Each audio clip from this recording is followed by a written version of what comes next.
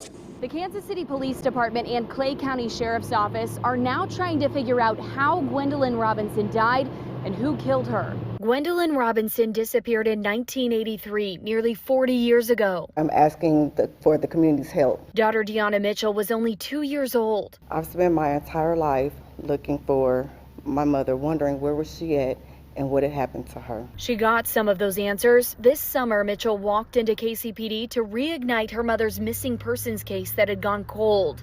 That's when KCPD analyst Darren Lee saw Robinson's picture and remembered this composite created from a 3D scan of a skull found in rural Clay County. I thought it was very close similarity.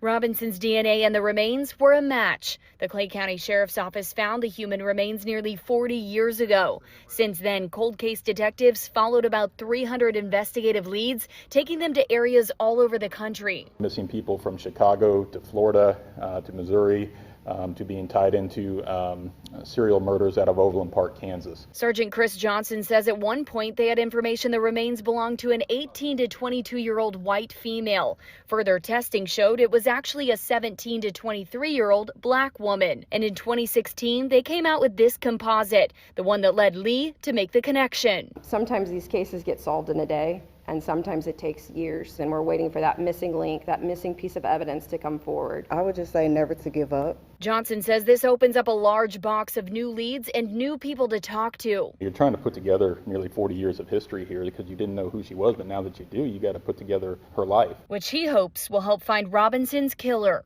KCPD and the Clay County Sheriff are now combining their case files in order to solve Robinson's murder and give Mitchell some peace. They've already found something ironic. Robinson's remains were found on her birthday. Reagan Porter, Fox 4, working for you.